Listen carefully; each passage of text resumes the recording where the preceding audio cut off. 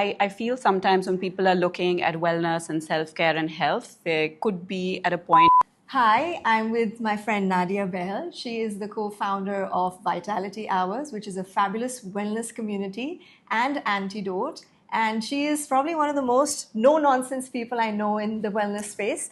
And she's here to answer some of our questions. So, Nadia, wellness is a billion-dollar industry now. And as somebody who's actually a part of it, what is the part that genuinely excites you, and what is the part that worries you? I think with everything else, the way wellness is growing, it's exciting because we can actually dig deeper. There's just so much more we can do in regards to new dimensions of wellness that are now unlocked with tools, with technology, and there's just so much more. So it gives us that opportunity to really dig deeper and kind of widen our horizon. What scares me with everything that gets popular, I feel sometimes when people are looking at wellness and self-care and health, they could be at a point when they're feeling desperate or a bit clueless.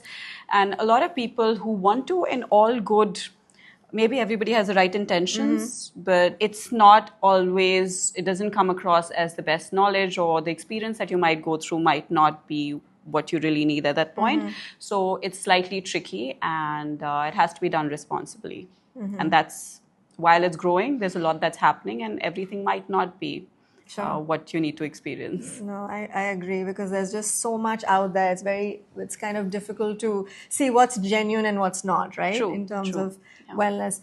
So people right now, Nadia, as you know, they're spending so much, in wellness travel, retreats, cleanses. But what's that thing that's completely free and people are not, or nobody's doing it, or people are not doing it enough? A lot of things are completely free.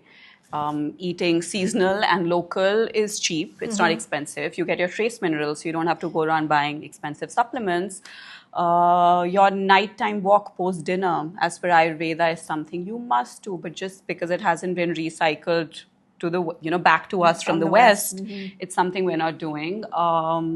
Just waking and sleeping up as per your circadian rhythm is completely free. Grounding, you don't need a mat. You can go and walk outside in your garden, find a park somewhere, is completely free. And they can completely change how you look and feel. Small things, right? Small things. Yeah. So burnout is everywhere right now. And what does it actually look like from a functional nutrition lens? And like what's exactly happening inside your body when that happens? So burnout can be, in lots of different, you can be burnt out in a lot of different ways. Just the amount we're traveling, working, consuming stuff online, information, videos online. I think your nervous system is dysregulated. You have adrenal fatigue because of the amount of coffee you're having, or if you're intermittent fasting and having a cup of coffee the first thing in the morning, you definitely are fatiguing your adrenal. So you're actually working on fake energy, and the energy high that you get is going to go down. So how I see it is, if you can't wake up in the morning and feel rested, and you don't have enough energy to go out and kind of do your chores, start your day or work out, I think you don't have actual energy, and you're doing stuff that you might think you're doing for the better of you, but you haven't really quite got a routine that works for you yet. So it's kind of like putting an extra fuel in your body to function, but it's all kind of... Maybe you're putting it in the wrong part. It's like fueling the car, but maybe you're putting in the carburetor. Right. So Nadia, if you had to strip wellness down to 3 non-negotiables, like no products, no supplements, what would they be? People are so obsessed with having that little hack or like a product to make them feel better, but actually everything you really need to do could be completely free. Or I think how you start your morning is very, very important, and that's how your day can kind of go on a certain note or an energy level. I think what you put in your mouth the first thing in the morning, what you consume, like if you can not look at a screen and just kind of spend 10 minutes in the morning, maybe a few conscious breaths, deep inhale, if you do a little bit of breath work, or like you journal, whatever, you take about 10 to 15 minutes of time in the morning to connect with yourselves. Have maybe a bitter in the morning, or like a juice that works as per season, or something, a bitter herb, a tea. What does that do that helps with the kickstart? It's great for your liver health. And we know the liver is like your key organ in the body. It controls so much and everything's really interconnected. So just a little something for your liver in the morning, and liver loves bitter. So yeah, that spend some time to kind of ground yourselves. If you can go out in nature and just walk maybe at some point in the day would be great. I just think just doing these few things could completely change the quality of your day. The way your day pans out, right? Correct. Yes. Right. So what does a functional nutritionist actually eat in a day when you're lazy? I don't. I think it's just become a lifestyle for me. I'm not really so conscious all the time, and yes, I'm very conscious also. I think I just have basic stuff. Like I consume everything except for I don't consume gluten because it doesn't do too well with me. Maybe I'll have a glass of good quality milk. A2 milk with maybe like some reishi spores, or maybe just with some sesame put in, just something that is nutritious. So, I feel good. Yeah. Yeah. So that's how you typically start your day after the bitter? Or no, this is something in the day? Or... This is something that I have at some point in the day. Okay. So when I'm not thinking and I think I just want to feel good, I have something that's more nourishing. Cool.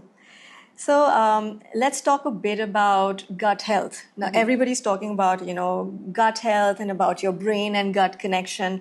So are we overcomplicating this, or, what is the connection here, and is it that serious, or is it something that's kind of in the media so much so everybody's talking about it? It's actually really intuitive. I mean, if you're not feeling well physically, you're not going to feel well mentally, and vice versa. So if you're just maybe going through something, there's some kind of a trauma or something that you've gone through in life, you're not physically going to feel well either. So actually, if you think about it, it's just the way that that you're human, you can understand that.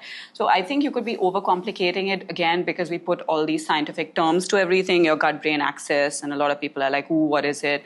But it's really straightforward. Like everything in your body is connected, your emotions, your physical health, your mental health. So when people talk about mental health, for example, I really want to kind of, intervene and say, hey, it could be something as simple as you just having a nutritional deficiency. Maybe your gut is not doing okay. Maybe your magnesium levels are low.